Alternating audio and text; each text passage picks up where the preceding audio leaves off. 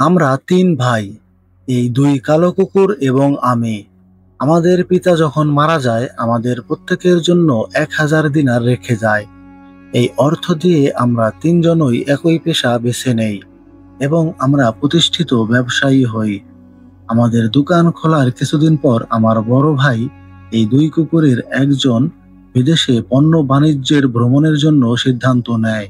এই উদ্দেশ্যে সে তার সবকিছু বিক্রি করে দেয় এবং তার ভ্রমণের জন্য উপযোগী সব পণ্য কিনে।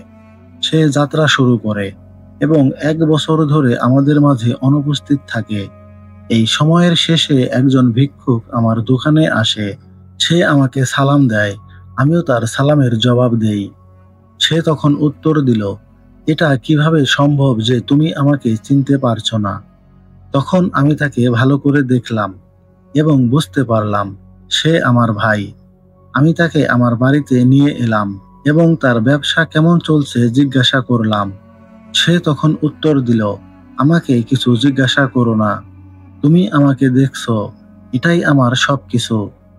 ১ বছরে আমার উপর যেসব দুর্ভাগ্য নেমে এসেছে এবং আমাকে এই অবস্থায় এনেছে, তা বললে শুধু আমার কষ্টই বাড়বে।" আমি তখন দোকান বন্ধ করলাম।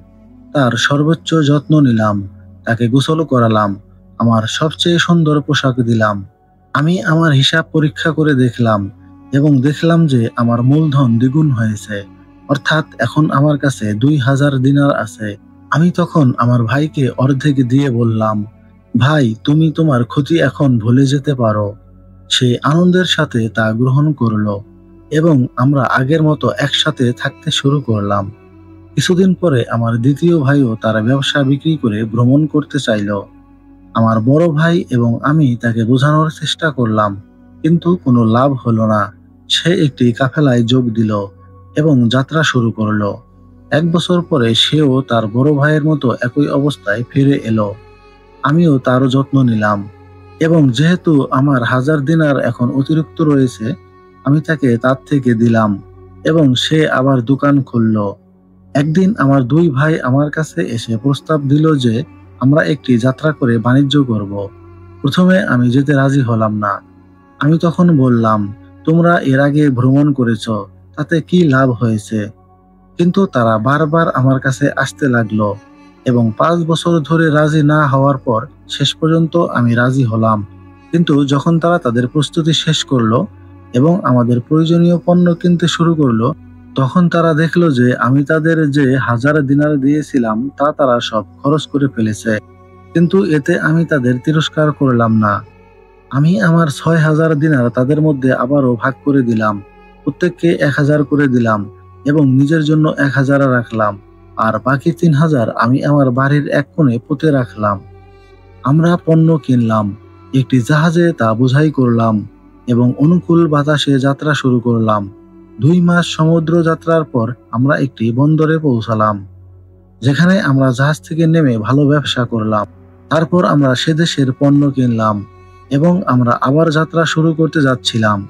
ঠিক তখনই এক সুন্দর কিন্তু দরিদ্র পোশাক পরিহিত মহিলা আমাদের থামালো। সে আমার কাছে এসে আমার হাত চুম্বন করলো এবং আমাকে বিয়ে করে তাকে জাহাজে নিয়ে যেতে অনুরোধ করলো। আমি প্রথমে তাকে পাত্তা দিলাম না, কিন্তু সে এত জোরাজুরি করলো এবং আমাকে এমন ভালো স্ত্রী হতে প্রতিশ্রুতি দিল যে শেষ পর্যন্ত আমি রাজি না হয়ে পারলাম না। আমি তার জন্য কিছু সুন্দর পোশাক কিনলাম এবং তাকে বিয়ে করার পর আমরা আবার জাহাজে উঠে যাত্রা শুরু করলাম। ভ্রমণের সময় আমি আমার স্ত্রীর মধ্যে এত ভালো গুণাবলী আবিষ্কার করলাম যে আমি তাকে দিন দিন আরো বেশি ভালোবাসতে শুরু করলাম।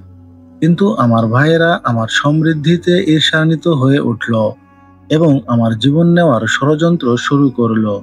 এক রাতে যখন আমরা ঘুমাচ্ছিলাম, তারা আমার স্ত্রী আর আমাকে সমুদ্রে নিক্ষেপ করলো।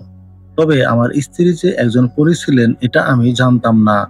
তাই তিনি আমাকে ডুবে যেতে দিলেন না, বরং আমাকে একটি দ্বীপে নিয়ে গেলেন।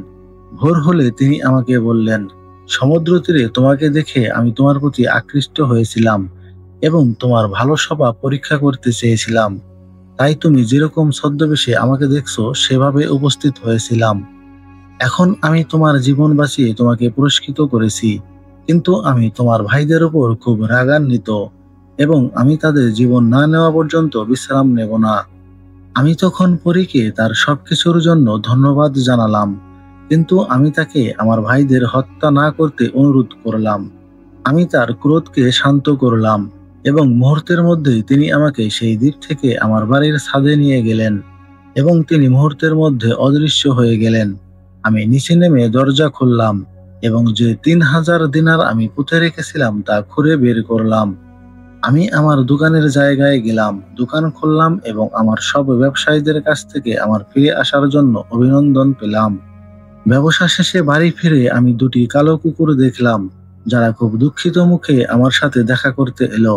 আমি খুব আশ্চর্য হলাম, কিন্তু তখন ওই পরীটি আবার উপস্থিত হয়ে আমাকে বলল, এই কুকুরগুলো দেখে আশ্চর্য হয়ো না, এরা তোমার দুই ভাই। আমি তাদের 10 বছর ধরে এইরূপ থাকার শাস্তি দিয়েছি। তারপরে তিনি আমাকে বললেন, আমাকে খুঁজে দেখিও, তুমি হয়তো পাবে। একথা বলে সে অদৃশ্য হয়ে গেল। 10 বছর প্রায় শেষ হয়ে এসেছে এবং আমি তাকে খুঁজে বের করার পথেই আছি।